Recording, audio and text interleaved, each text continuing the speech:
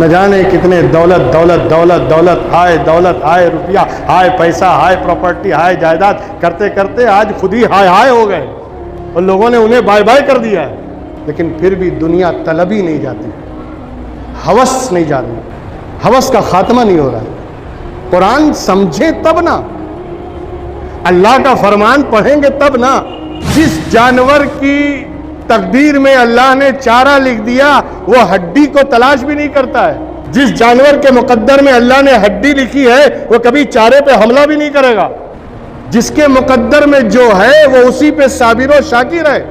मगर ये एक हजरत इंसान है जो हलाल पे भी हाथ मारता है, हराम पे भी नोचा मारता है, जायज भी नहीं छोड़ता, नाजायज भी कब्जा करता है। जो चीज इसे मिल जाए बस हपड़ा लो, सपेट लो, समेट लो, उठा लो, बस यही सब है।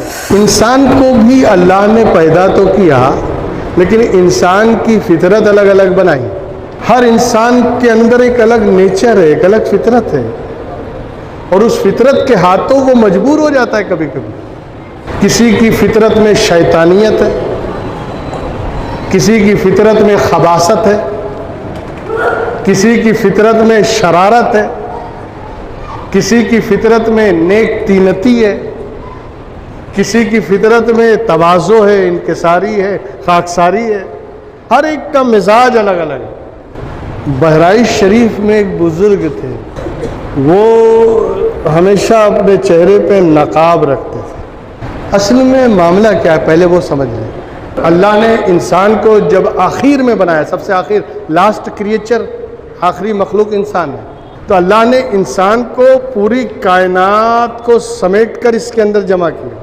इंसान में चालाकी भी है, इंसान में बेवकूफ़ी और घामड़पन भी है, इंसान बहुत ही सोच व फिक्र करने वाला भी है, और इंसान पागल और मजनू भी है।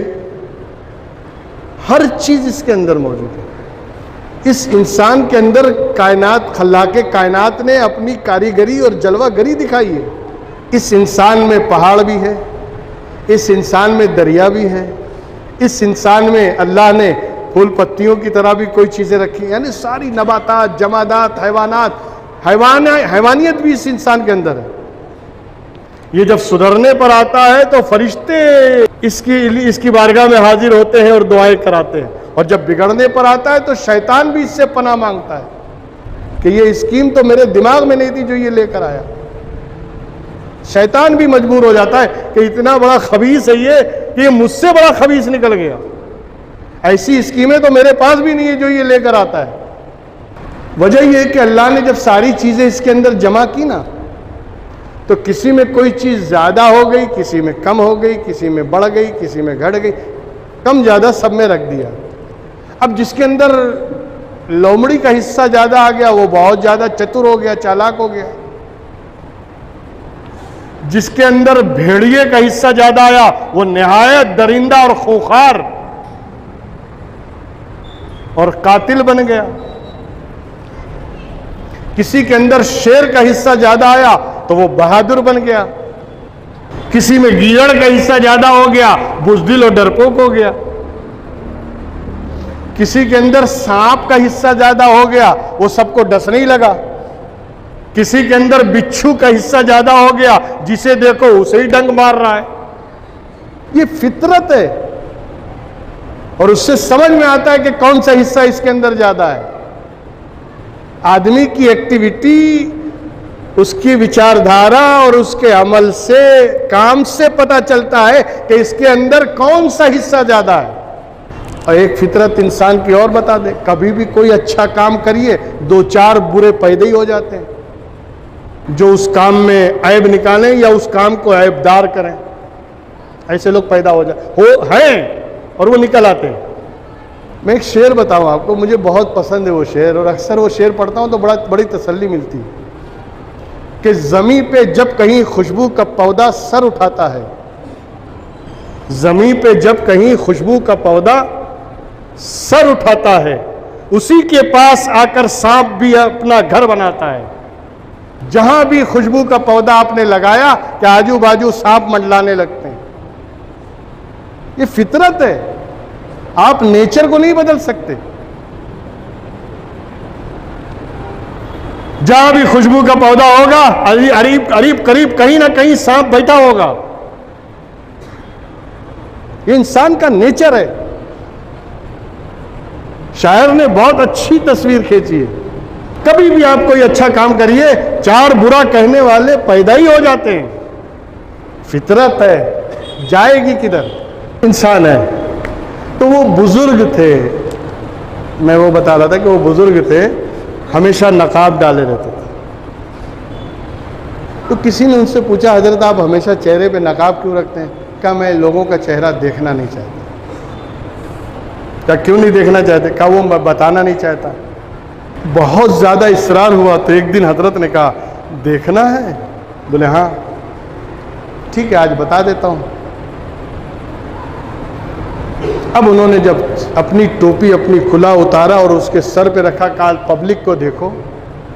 आज जब उसने पब्लिक की तरफ देखा तो किसी का चेहरा सांप की तरह है, किसी का चेहरा बिच्छू की तरह है, किसी का चेहरा भुंड की तरह है, किसी का चेहरा सब जानवरों की तरह चेहरे। घबरा के उसने टोपी उतार दी। कहा देती टोपी आप ही रखिए, लेकिन ये चेहरे ऐसे क्यों लग रहे हैं? कहा जिसमें जो फितरत है वो चेहरा नजर आ रहा है। कुरान करीम में अल्लाह ने ऐसे ही नहीं कहा है उलाइका कलनाम बल हुम अदल। जब इंसानों का जिक्र किया तो आखिर में कहा ना उलाइका कलनाम, न ये सुनते हैं न ये देखते हैं, न ये अल्लाह की सुनते हैं न ये अल्लाह की सुनते हैं, न अल्लाह की मानते हैं न अल्लाह को जानते हैं, न अल्लाह को समझते हैं न कुरान को समझते हैं न शरीयत को समझते हैं। उलाइका कलनाम, ये तो जानवरों की तरह है कुरान में। बल हुम अदल, बल्कि जानवरों से बदतर हैं। क्यों? इसलिए कि जानवर फिर भी किसी हद तक अल्लाह के अहकाम के पाबंद हैं, लेकिन ये तो अल्लाह के अहकाम का उल्लंघन करने वाला है। जिस जानवर की तकदीर में अल्लाह ने चारा लिख दिया वो हड्डी को तलाश भी नहीं करता है। जिस जानवर के मुकद्दर में अल्लाह ने हड्डी लिखी है वो कभी चारे पे हमला भी नहीं करेगा। जिसके मुकद्दर में जो है वो उसी पे साबिर और शाकिर है। मगर ये एक हजरत इंसान है जो हलाल पे भी हाथ मारता है, हराम पे भी नोचा मारता है, जायज भी नहीं छोड़ता, नाजायज भी कब्जा करता है। जो चीज इसे मिल जाए बस हपड़ा लो, सपेट लो, समेट लो, उठा लो, बस यही सब है। वजह फितरत। इससे आदमी की फितरत का पता चलता है इसके अंदर फितरत कौन सी है। न जाने कितने दौलत दौलत दौलत दौलत आए रुपया हाय पैसा हाय प्रॉपर्टी हाय जायदाद करते करते आज खुद ही हाय हाय हो गए और लोगों ने उन्हें बाय बाय कर दिया है।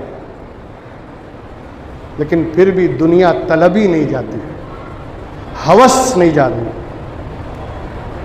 हवस का खात्मा नहीं हो रहा है।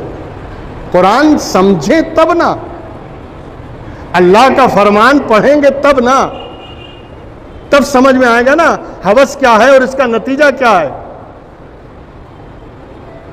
अल्हाकुमुत तकासुर हत्ता ज़ुरतुमुल मकाबिर, तबाह कर दिया तुमको हवस ने, दौलत जमा करने की हवस ने तुम्हें तबाह कर दिया है, खुदा की याद से गाफिल कर दिया। रात दिन हाय दौलत हाय रुपया हाय पैसा लगे पड़े हैं। हत्ता ज़ुरतुमुल मकाबिर, यहां तक कि तुमने कब्रों की ज़ियारत कर ली, यानी अपनी कब्रों में पहुंच गए, मगर तुम्हारी हवस मिटी नहीं। अब तुम्हारी हवस का पेट कब्र की मट्टी भरने वाली है। कब्र की मट्टी से तुम्हारी हवस का जो पेट है वो भर